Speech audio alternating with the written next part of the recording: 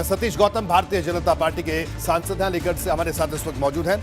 सतीश गौतम साहब, इससे पहले मैं हम और सवालों की तरफ आगे बढ़े, देखिए एक बात की तो आपको बधाई देते हैं क्योंकि आप लंबे अरसे से ये मांग कर रहे थे कि जाट राजा महेंद्र प्रताप सिंह पर का यूनिवर्सिटी बने, इसके लिए आपने एक लंबी जद्दोजहद भी की। तो चलिए, कल वो बड़ा दिन आने वाला है, लेकिन क्या आपको लगता है कि पश्चिमी उत्तर प्रदेश का किसान, वहां का जाट भारतीय जनता पार्टी के साथ ठीक वैसे चलेगा जैसे 2014, 2017, 2019 में एक तरफा बढ़त आपकी पार्टी को इस क्षेत्र में मिली थी? क्या कहना साहब आपका?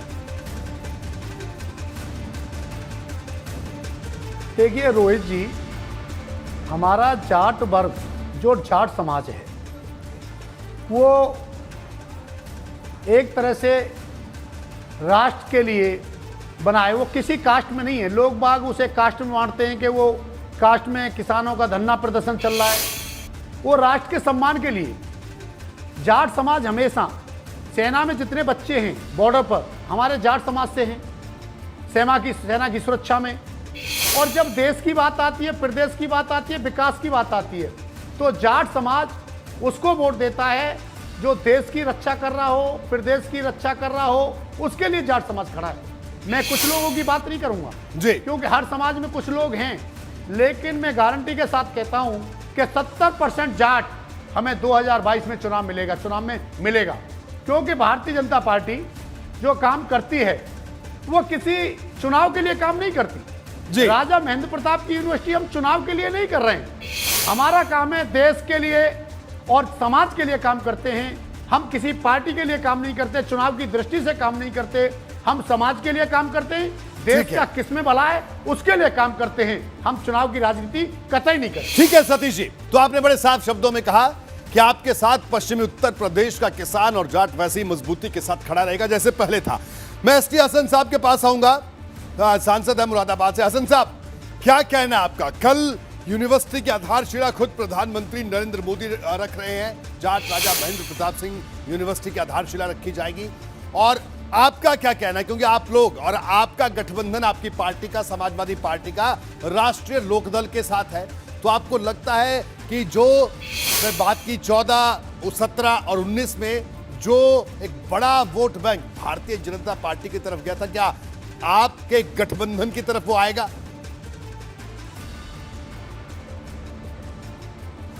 देखिए, यकीनी तौर पर सारे उत्तर प्रदेश में एक मैसेज है कि लोग जो इनकी तरफ गए थे वो आज परेशान होकर भूखे पेट हमारे गठबंधन की तरफ भाग रहे हैं, जिनके कारोबार भी ख़त्म हो गए और जिनको नफरतों की सौदागरी करके लोगों ने सिंहासन हासिल करे। अभी मेरे सीनियर हैं सतीश गौतम जी, अभी आपने फरमाया कि 70% जाट का वोट इनको मिलेगा, तो क्या ये यूनिवर्सिटी की शिलान्यास वोट के लिए रखी जा रही है या एजुकेशन के लिए रखी जा रही है? वोट अगर लेना है तो फिर इन्हें और भी बहुत से काम करने पड़ेंगे। इससे पहले क्यों नहीं रखी गई यूनिवर्सिटी की शिलान्यास? और जहाँ तक सवाल राजा महेंद्र प्रताप सिंह साहब का है, वो अलीगढ़ मुस्लिम यूनिवर्सिटी के हीरो हैं जी। उन्होंने अलीगढ़ मुस्लिम यूनिवर्सिटी को ज़मीन दान करी थी, 1 एकड़ कुछ डेसिमल ज़मीन दी थी, और उस पर कुछ इंस्टीट्यूट अगर बन सकता होगा तो एएमयू ने वायदा कराया है कि हम उनके नाम पे कोई इंस्टीट्यूट बनाएंगे जी। लेकिन इस एजुकेशन को भी सांप्रदायिकता की निगाहों से देखते हुए क्यों ऐसी बात की जा रही है? मैं तो सिर्फ इतना कहूँगा कि अगर एजुकेशन इंस्टीट्यूशंस बनाए जा रहे हैं, बहुत खुशी की बात है, बनने चाहिए, और जहाँ पे ज्यादा जरूरत है वहाँ बनने चाहिए। ठीक है हसन साहब, मुरादाबाद जैसी जगह में बहुत सब जरूरत है, यहाँ भी बनना चाहिए। ठीक है, और ठीक है एसटी हसन साहब, मैं आपको रोकूंगा। मैं अभिज्ञान प्रकाश भी हमारे साथ मौजूद है। एसटी हसन साहब, आपकी बात, आपने साफ तौर पर अपनी बात रखी। सतीश गौतम साहब का अभिज्ञान कहना है, इन्होंने कहा कि जाट वोटो इनके साथ रहेगा जैसे पहले रहा। एसटी हसन साहब ने भी कहा कि प्रतीकों की राजनीति से कोई फायदा नहीं होगा, कि आपको एक यूनिवर्सिटी बना देंगे तो आपको लगेगा कि किसान जाट आपके साथ आ जाएगा। ये समाजवादी पार्टी का कहना है।